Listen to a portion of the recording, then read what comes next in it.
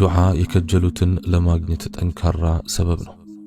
ለመጥገብ መብላት፣ ጥምን ለመቁረጥ መጠጣት አያስፈልግም እንደማይባለው ሁሉ የከጀሉትን ለማግኘት ዱዓ አያስፈልግም አይባልም።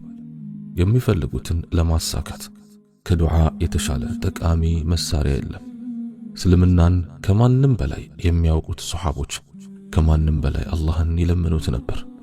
የዱዓን ሰበብ ስርዓቱን አሟልተው ያደርሱም ነበር። ዑመር ረዲየላሁ ዐንሁ ጠላቶቻቸውን በዱዓ ድል ይነሳሉ። እንዲህ ይሉ እንደነበርም ተወስቷል። እኔ የዱዓን እንጂ የተቀባይነትን ሐሳብ አልሸከምም። ዱዓ እንዳደርግ እድል ካገኘው ተቀባይነት አብሮት እንዳለ አውቃለሁ። ዱዓ አምልኮት ወይም ዒባዳ ነው። ይህን ካሉ በኋላም ቀጣዩን አንቀጽ አነበቡ። አዑዙ ቢላሂ ሚነ ሸይጣን ረጂም ወቃለ ረቡኩም ድዑኒ አስተጅብ ለኩም ኢነ አለዚነ የስተክቢሩነ ዐን ዒባደቲ ሰየድኹሉነ ጀሀነመ ዳኺሪን። ጌታችሁም አለ ለምኑኝ ይቀበላችኋለሁና እነዚያ እኔን ከመገዛት የሚኮሩት ተዋራጆች ሆነው ገሃነምን በርግጥ ይገባሉ። ሱረቱ ጋፊር አንቀጽ 60። ከዚህ የቁርአን አንቀጽና ከፍ ሲል ከተጠቀሰው ሐዲስ መገንዘብ የምንችለው ዱዓ በራሱ የአምልኮ ተግባር መሆኑን ነው። እንዲሁም ከዱዓ መብቃቃት ወይም አለማድረግ በራሱ የኩራት ምልክት ተደርጎ አላህ ዘንድ ይቆጠራል። አንድ ሰው እንደምን ብሎ ፈጣሪውንና ሲሳይን የሚለግሰውን አካል ከመለመን ይወገዳል የሚለው ጉዳይ ያስደንቃል። ይህ አካል ካልነበረበት ያስገኘው ሞትንና ሕይወትን ወይም መቀስቀስን የፈጠረ የሚቀጣና ምንዳን የሚሰጥ ነው። እንግዲህ ይህን የመሰሉ ባህሪያትን የተጎናጸፈውን ብቸኛ ጌታ ከማምለክ ለእርሱ ከመዋረድና እርሱን ከማላቅ መብቃቃት እውነትም ከጤናማ አእምሮ የማይመነጭ እሳቤ ነው ማለት ያስኬዳል። ኢብኑል ቀይም አልጀውዚይ አላህ ይዘንላቸውና ዱዓን የሚመለከቱ አንዳንድ እውነታዎችን አልጀዋቡል ካፊ በተሰኘው ድርሳናቸው እንደሚከተለው በማለት ከትበዋል። ዱዓ መጥፎ ነገርን ለመከላከልና የከጀሉትን ለማግኘት የሚረዳ መሳሪያ ነው። ግና ውጤት ላያስገኝ የሚችልባቸው ምክንያቶች አሉ። እነዚህ ምክንያቶች አንድም ከዱዓው ከራሱ ወይም ደግሞ ከሚያደርገው ሰው ላይ ሊገኙ ይችላሉ። ዱዓው አላህ የማይወደው አይነት ከሆነ ለምሳሌ ሌሎችን ሰዎች ለመጉዳት ከተደረገ ተቀባይነት ያጣል። ዱዓ የሚያደርገው ሰው ቀልብ ደካማ ከሆነ ቀልቡን በዱዓ ሰዓት ወደ አላህ ካልሰበሰበና ካመነታ ከደጋኑ ደክሞና ተልፈስፍሶ እንደ ተስፈነጠረ ቀስት ይሆናል። ቀስት ሲወነጨፍ ጉልበት ከሌለው ኢላማውን አይመታም፣ ቢመታም አይጎዳም። ዱዓ ተቀባይነት እንዳያገኝ የሚያደርጉ ምክንያቶችም የዱዓውን ፍሬ ይከለክላሉ። ለምሳሌ ሐራም መመገብ፣ ሰውን መበደል፣ ቀልብ በኃጢአት ሲዝልና አላህን ከማስታወስ ሲዘናጋ የዱዓን ተቀባይነት ይቀንሳል። የአላህ ነቢይ ዓለይሂ ሰላቱ ወሰላም እንዲህ ብለዋል፣ ተቀባይነት እንደምታገኙ ሆናችሁ ዱዓ አድርጉ። አላህ የዝንጉ ቀልብን ዱዓ እንደማይቀበል እወቁ። ዱዓ በሽታን የሚያስወግድ ፍቱን መድኃኒት ነው። ግና የቀልብ ዝንጉነት ጉልበቱን ያመክነዋል። ሐራም መመገብም እንዲሁ አቅሙን ያጠፋል። ሙስሊም አቡ ሁረይራን ረዲየላሁ ዐንሁ በመጥቀስ የዘገቡት ሐዲስ ይህንኑ ያመለክታል። እንዲህ ብለዋል፣ እናንተ ሰዎች ሆይ አላህ ጥሩ ነው፣ ጥሩን እንጂ አይቀበልም። አላህ መልእክተኞችን ባዘዘበት ነገር አማኞችን አዟል። አላህ ስብሓንሁ ወተዓላ በቁርአኑም እንዲህ ይላል፣ ያ አዩሃ አለዚነ አመኑ ኩሉ ሚን ጠይባት ማ ረዘቅናኩም ወሽኩሩ ሊላሂ ኢን ኩንቱም ኢያሁ ተዕቡዱን። እናንተ ያመናችሁ ሆይ ከነዚያ ከሰጠናችሁ ጣፋጮች ብሉ፣ ለአላህም እርሱን ብቻ የምትገዙ እንደሆናችሁ አመስግኑ። ሱረቱል በቀራ አንቀጽ 172። ይህን ካሉ በኋላ ጉዞ የሚያበዛን ጸጉሩ የተንጨባረረና አቧራ የለበሰን ሰው አወሱ። ይህ ሰው እጁን ወደ ሰማይ በመዘርጋት አምላኬ ሆይ አምላኬ ሆይ ይላል። የሚመገበው ሐራም ነው፣ የሚጠጣውም ሐራም ነው። የሚለብሰውም ሐራም፣ አካሉ በሐራም የተገነባ ነው። እንዴት ተቀባይነት ሊያገኝ ይችላል? ኢማም አሕመድም የሚከተለውን ዘግቧል። ነገደ እስራኤል አንዳች መከራ ደረሰባቸው። አላህን ለመለመን ወጡ። አላህም ለነቢያቸው እንዲህ የሚል ራእይ አወረደለት።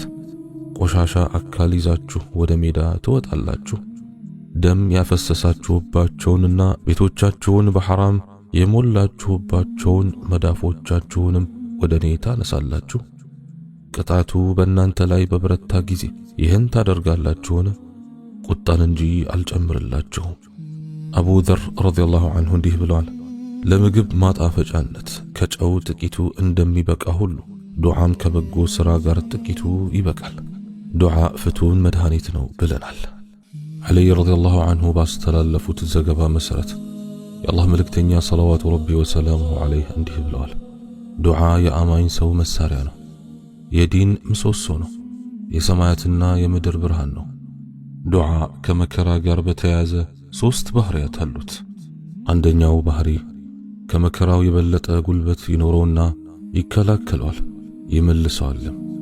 ሁለተኛ ከመከራው ያነሰ ጉልበት ይኖረውና መከራውን ላይከላከለው ይችላል።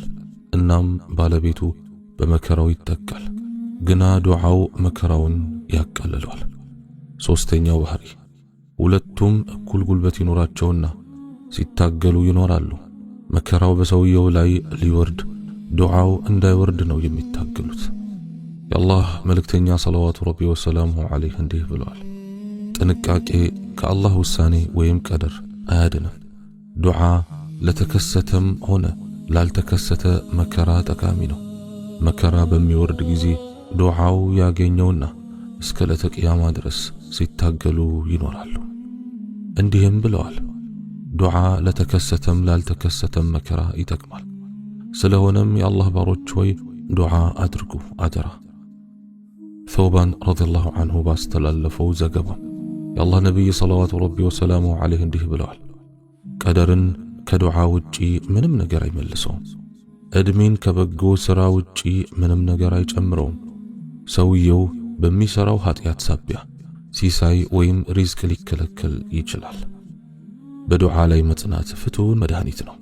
ኢብኑ ማጃህ አላህ ይዘንላቸውና አቡ ሁረይራን ረዲየላሁ ዐንሁ ዋቢ አድርገው እንደዘገቡት የአላህ መልእክተኛ ዐለይሂ ሰላቱ ወሰላም እንዲህ ብለዋል፣ አላህን ያለመነ አላህ በርሱ ይቆጣበታል። አነስ ረዲየላሁ ዐንሁ ባስተላለፉት ዘገባም ነቢዩ ሰለዋቱ ረቢ ወሰላሙሁ ዐለይህ እንዲህ ብለዋል፣ ከዱዓ አትሳነፉ፣ እነሆ ከዱዓ ጋር ጥፋት የሚያገኘው አንድም ሰው የለም።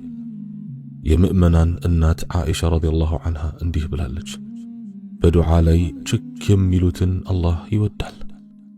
ኢማም አሕመድ አላህ ይዘንላቸውና እንደዘገቡት መውረቅ እንዲህ ማለታቸውን ቀታዳህ ረዲየላሁ ዐንሁ አስተላልፈዋል።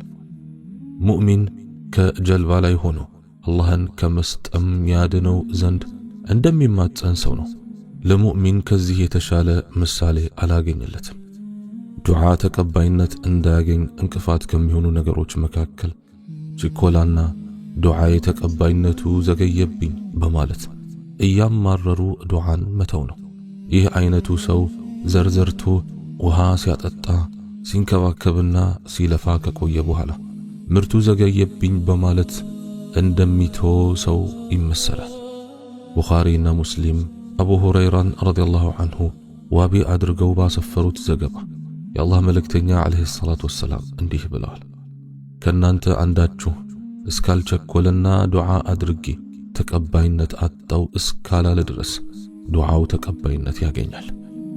ሙስሊም ባሰፈሩት ዘገባም እንዲህ ብለዋል፣ የሰውየው ዱዓ በወንጀል ወይም ኃጢአት ወይም ዝምድናን በመቁረጥ እስካልሆነ ድረስ ካልቸኮለ ተቀባይነት ማግኘቱ አይቀሬ ነው። የአላህ መልእክተኛ ሆይ መቸኮል ማለት ምን ማለት ነው ተብለው ተጠየቁ።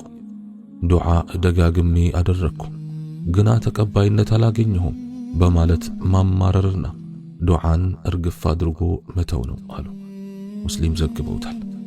አነስ ረዲየላሁ ዐንሁ ባስተላለፉት ሌላ ዘገባ ሰውየው እስካልቸኮለ ድረስ በመልካም ሁኔታ ውስጥ ነው ብለዋል። የአላህ መልእክተኛ ሆይ ቸኮለ የሚባለው እንዴት ሲሆን ነው ተብለው ተጠየቁ። አምላኬን ደጋግሜ ብማጸነውም መልስ አላገኘሁም ማለቱ ነው ሲሉ ተናገሩ። ዱዓ ተቀባይነት የሚያገኝባቸውን ወቅቶች አስመልክቶስ ምን የተባለ ነገር ይኖራል? የሌሊቱ የመጨረሻ ሰዓት፣ የአዛን ወቅት፣ በአዛንና በኢቃም መሃል ያለው ጊዜ፣ የግዴታ ሰላቶች ከተጠናቀቁ በኋላ፣ በዕለተ ጁምዓ ኢማሙ ሚንበር ላይ ከወጣበት ጊዜ ሰዓት አንስቶ ሰላቱ እስኪጠናቀቅ ድረስ ፀሐይ ልትጠልቅ ስትል ናቸው። አንዳንድ ሰዎች የዱዓንና የቀደርን ጽንሰ ሐሳቦች በማምታታት አላህ አንድን ነገር ከወሰነብህ አንተ እንዲቀርልህ ለመንክም አልለመንክ ያ ነገር ይከሰትብሃል። አንድን ነገር ሊሰጥህ ከወሰነ ለመንከውም አልለመንከው ይሰጣል። ስለዚህ ዱዓ ማድረጉ ከንቱ ልፋት ነው ሲሉ ይደመጣሉ። ይህ አስተሳሰብ ከማይምነት የመነጨና ጥመት ብቻ ሳይሆን እርስ በርሱ የሚጋጭም ነው። ሁሉንም አይነት ሰበቦች ውድቅ ወደ ማድረግ ይመራል። መጥገብን አላህ ከወሰነልህ በላህ አልበላህ ጠጣህ አልጠጣህ አይቀሬ ነው። ልጅ ለማግኘትም ጋብቻ መመስረትና ግንኙነት ማድረግ አይፈይድህም ወዘተ አይነት ድምዳሜ ይመራል። ከዚህ ትንሽ ሻል የሚሉት ደግሞ ዱዓ በራሱ ዒባዳ በመሆኑ ዱዓ ማድረግ ምንዳ ያስገኛል፣ ተጨባጭ ውጤት ግን የለውም ይላሉ። ከነዚህ ዘንድ አንድን ነገር ከማግኘት አንጻር ዱዓ ማድረግም አለማድረግም እኩል ነው። ዱዓ ከዝምታ የተለየ አይደለም። ከነዚህኞቹ ይበልጥ ሻል የሚሉት ደግሞ ዱዓ አንድ ጉዳይ የመፈጸሙ ምልክት ነው። አላህ የአንድን ሰው ጉዳይ ሊፈጽምለት ሲሻ ዱዓን ያገራለታል። ዱዓ ያደረገ ጉዳዩ ያለ ጥርጥር ተፈጽሞለታል። ይህም ልክ በክረምት ወራት ጥቁርና ቀዝቃዛ ደመና ስናይ ዝናብ የመዝነቡ ምልክት አድርገን እንደምንወስደው ማለት ነው። መልካም ሥራ ከምንዳ፣ ወንጀል ከቅጣት ጋር ያላቸው ግንኙነትም እንደዚሁ ነው። ምልክቶች እንጂ ምክንያቶች አይደሉም ባይ ናቸው። እንግዲህ እነዚህ የምክንያትና ውጤትን ትስስር የሚክዱ የአእምሮን አመክንዮ ወይም ሎጂክ አስተሳሰብንና ተፈጥሮን አስተባብሏል። እናም ትክክለኛው አስተሳሰብ ቀጥሎ ያለው ነው። ውጤት ከምክንያት ጋር የተሳሰረ ነው። ማለትም መጥገብ ከመብላት፣ የጥም መቆረጥ ከመጠጣት፣ መውለድ ከጾታዊ ግንኙነት፣ የአዝርዕት መብቀል ከመዝራት፣ ጀነት መግባት ከመልካም ሥራ፣ እሳት መግባት ደግሞ ከመጥፎ ሥራ የተሳሰሩ ናቸው። እንደዚሁ ደግሞ ዱዓ ከውጤቱ ጋር የተሳሰረ ነው።